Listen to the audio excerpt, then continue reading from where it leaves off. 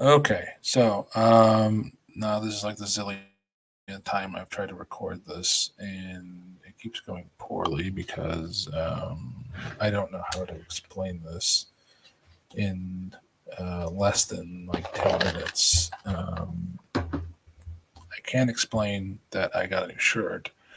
That's what I want. That's what I really wanted to say because I haven't bought a new shirt in literally 6 years, and I have new shorts coming in later today, just in time for near the end of summer.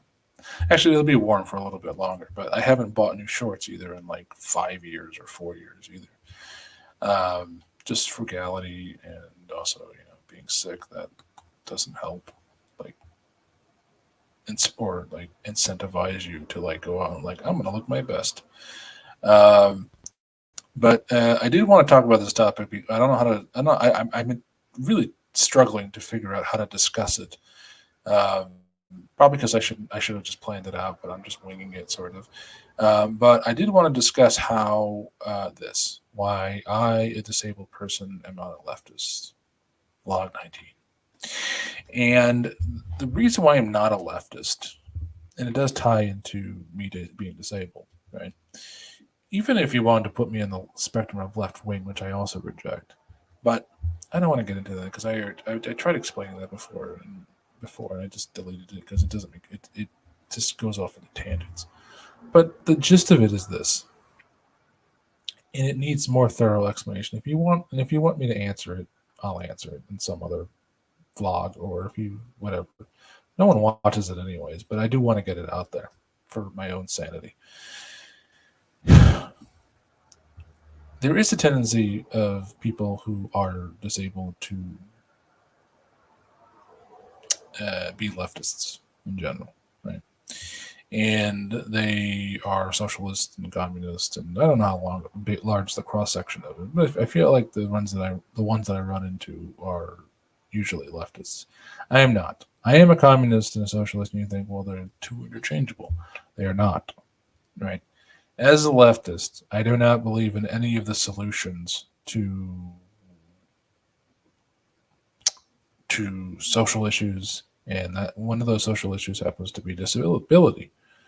Okay, I don't think, for example, expanding the welfare state is, and I'm going to say all the things that I disagree with, and I think maybe tell you why. Right? I don't agree with expanding the welfare state. Right? I don't agree. I don't agree with the government spending in general. Right?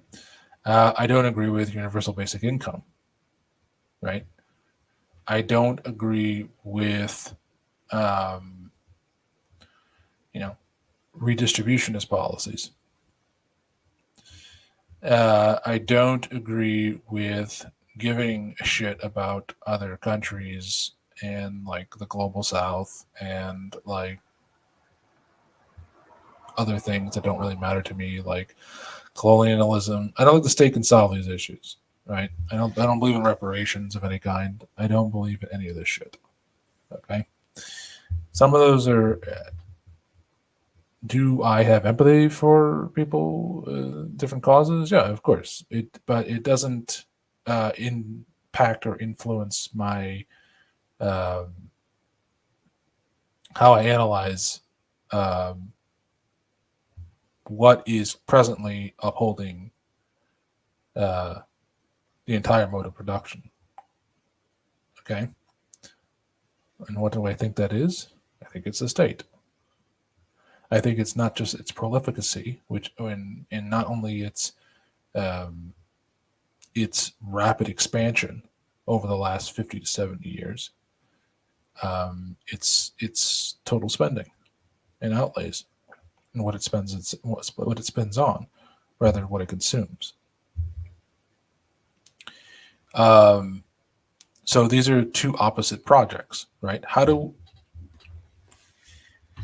the state is emerges, okay, in the 1930s to satisfy the needs of capital. Well, you might, if you're a communist or a Marxist, you might be already saying to yourself, well, it already does that. It already did that, right? They call it a Marx and Engels already call it a committee for like the bourgeoisie, right? They already call it a capitalist machine. The problem is the context of what they're talking in. They're talking about in the context of its periodic sort of crises, right? We are no longer in the era or the epoch of periodic crises. We are in the era of a perpetual crisis, right? And you'll hear people say bullshit like, well, fascism is a capitalism in crisis. No, it is ongoing crisis. It is ongoing intervention in the economy. Okay? That was what was required of the state to act as the national capitalist, to become the national capitalist. And that required it to do a whole host of shit, right? To ensure that the one thing that the mode of production gives a shit about, or capital gives a shit about, which is production of surplus value, continues. Okay? And it props up the rate of surplus value. Part of that is restricting the consumption of every single social producer. Okay? Part of that is devaluation of wages and purchasing power. That's just part of it. And a lot of it was creating these social programs in lieu of reducing hours of labor, right? Ostensibly in lieu of communism, right? You saw the same thing happen in Syriza, right? Instead of getting rid of their state, instead of gutting their welfare state and gutting their government and getting rid of all these government jobs and programs, instead they chose to be sort of the subservience and serfs to the troika in Europe, right? And now 9 years later, they have a 6-day work week instead of a shorter work week. Okay. Same thing happened in the United States. Instead of getting a 30-hour work week, we got reindustrialization. You'll say, well, we were in the middle of a war, et cetera, and so forth, right? Right, but this was all basically adopted, not after the war, but this was all became later, even later on when we were no longer fighting the war, it became state policy that we would never reduce the work week. It began with Truman, and it finalizes itself obviously with Nixon, right? And even JFK in his speeches have said point blank, we're never going to reduce hours of labor. It's not on our docket. You saw it in Russia, right? Russia also chose their own NSC 68 sort of. NSC 68 was a Cold War document for like a military arms race, basically. And Russia chose sort of the same path as well, right? Khrushchev promised the shortest work week in the world by 1980. It was never going to live to see it, obviously. But it could have happened under Kosygin, and or it could have happened under Brezhnev, or it could have happened under any of their premiers, but of course it did not. It didn't, obviously. Instead, they got perestroika and all that other bullshit. So they got wage reforms and all this. Again, all this stuff is in lieu of a shorter work week, and you'll be asking yourself, like, well, what does a shorter work week have to do with communism? Isn't communism when the state controls everything? It's like, no. No. That's not what it is. In fact, it's the complete opposite. The state. It doesn't mean that fascism. Here's the crazy thing about fascism. It's not. I'm not using it even pejoratively. I would use leftism pejoratively, but I wouldn't use fascism pejoratively. And be saying, well, why wouldn't you? It's because fascism is a way of just describing how the state manages the mode of production. Right? It doesn't mean it doesn't develop. It's that the mode of production isn't developing at the same time. right? On some level, fascism, right, which is its own political economy, is at one at the same time the conditions for communism, right? But when the fascists, it's just different when the fascists manage it, right? And so the fascists have been in control for a very long time, right? What you're talking about is like social fascism, maybe, right? That's what people think of when they think of fascism. They think of social fascism. They think of, well, they're going to institute all these like draconian, regressive uh, policies or something like that. But the reason why I'm not worried about it is because if they did even some of the things that they wanted to do to the state, for example, like go back to um, certain deficit levels pre-pandemic, the mode of production would implode. It would just absolutely implode. Deficits are probably the main thing keeping the mode of production afloat at this point. Is deficit spending. That's it. Right? It's a what Marx would call a counteracting tendency on the falling rate of profit. And so this is why I often get accused of being a right-wing communist or a libertarian communist, because in essence I agree with what someone like Murray Rothbard would say, who I don't agree with the fact that he was a racist or the fact that he um, what he believes the conclusions of this would be, but I believe what he talks about when he says repeal the 20th century, he's talking about repealing the New Deal.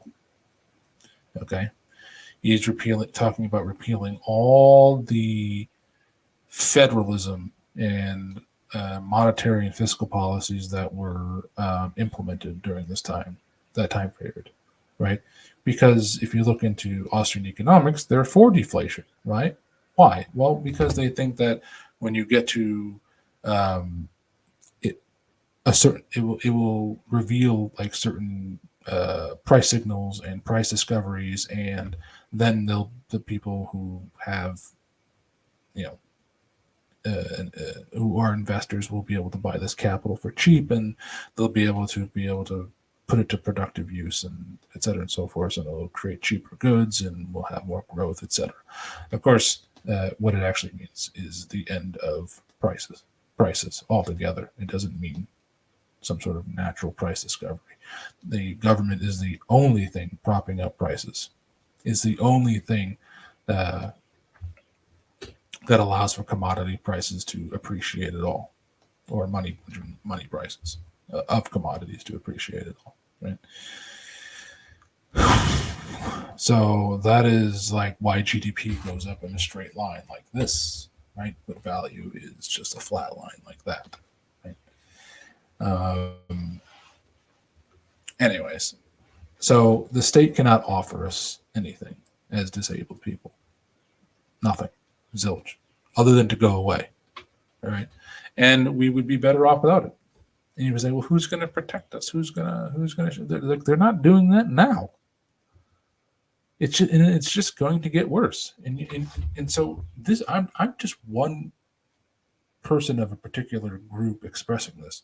If I were a woman, right, I I would also be maybe expressing this too, right? Because they're saying things like, well, they just took away bodily autonomy from a lot of women in this country, right? The government did that. Okay. And now they're going to turn back to the government and say, "Oh, we want it back," right?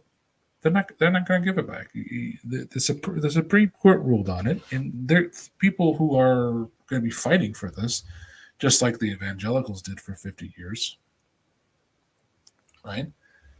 They're going to be fighting it for the rest of their lives, trying to get back these rights rather than just trying to recognize that the state is at war with them.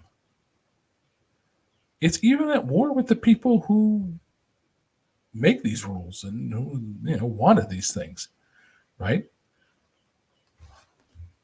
These are just on some levels. I mean, it is all connected on some level, right? But like, or if you're trying to think of another group that is affected over the last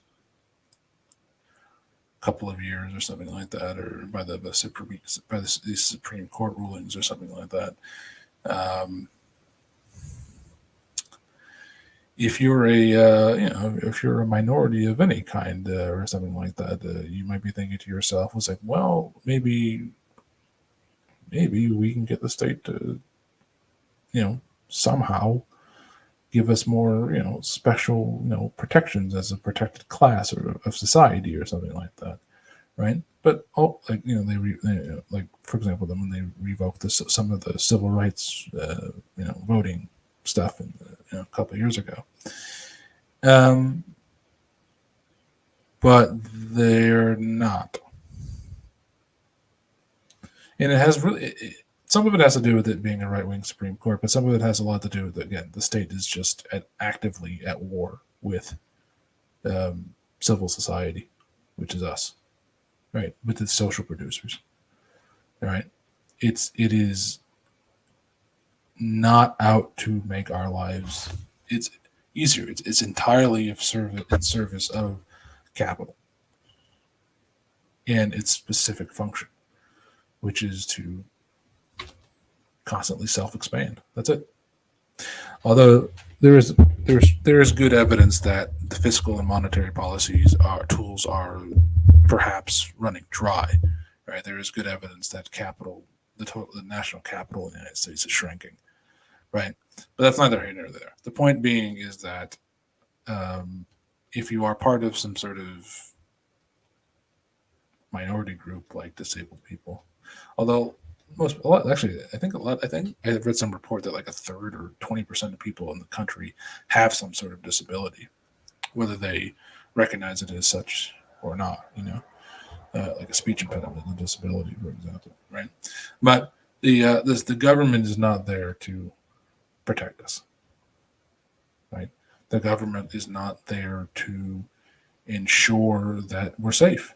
Clearly not, right? The government is not there to provide us and meet our needs. It can't meet, and not furthermore, it can't.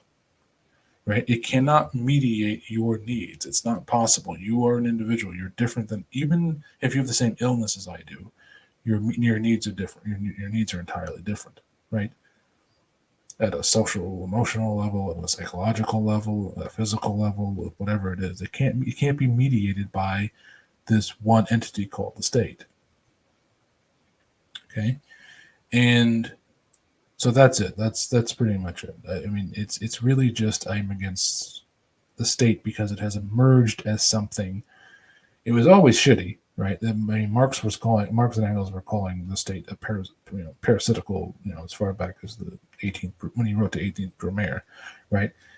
But it's far worse now, far worse, and human needs are over here somewhere, and the needs of capital are over here, and they're just never going to meet, right?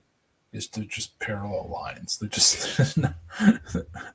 never going to meet one another.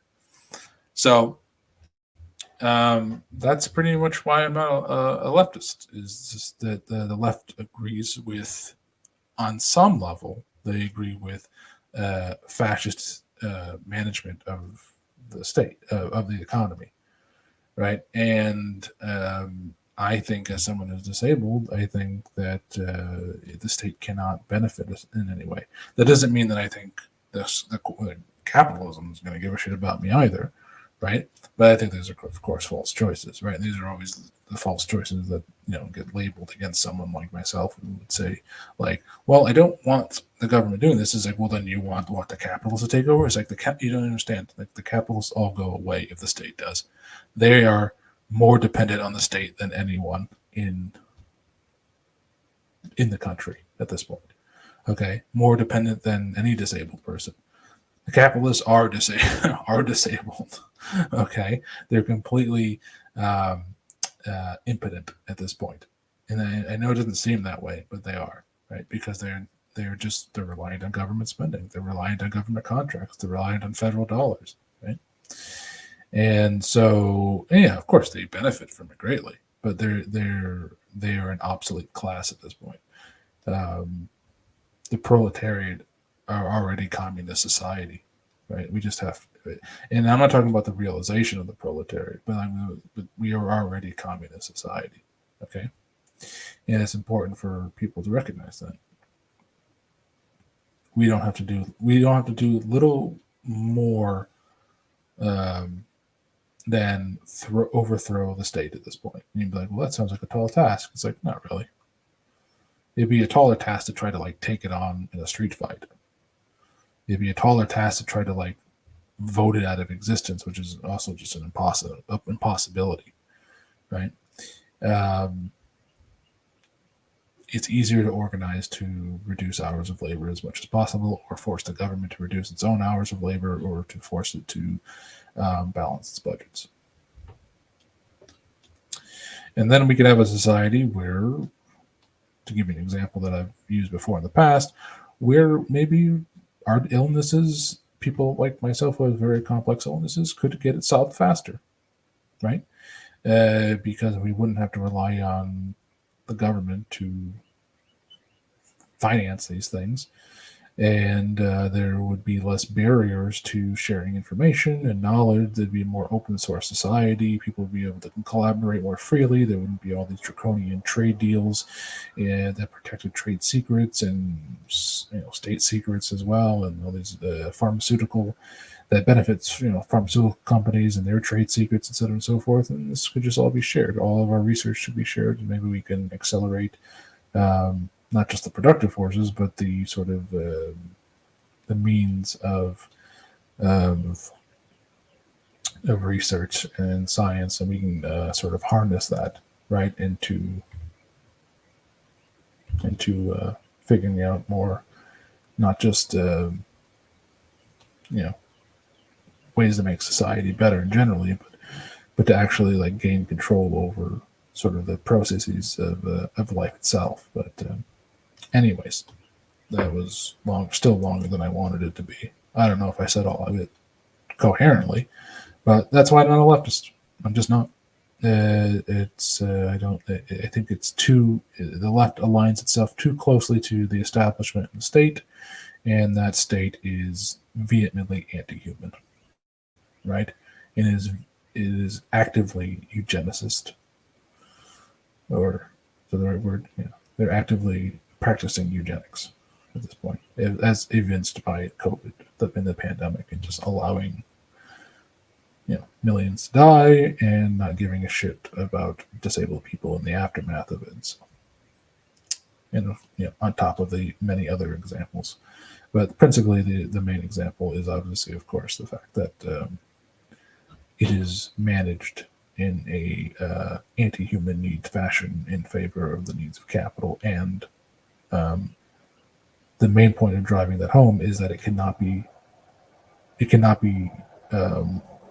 managed or commandeered for any other purposes at this point. We've reached that point in history where the state is just entirely useless for human needs. If it ever did meet human needs, fine, sure, I could maybe grant you that, but it doesn't do it anymore. If it does it does it incidentally, or it does it as a secondary or tertiary side effect, like building roads or something, as if it's building it for us. No, it's building it so capital has easier access and movement. That's it. Anyways, this was more boring than I wanted it to be, but that's why I'm not a leftist, etc., and so forth. And I probably didn't say everything I wanted to say, but who cares? No one watches this.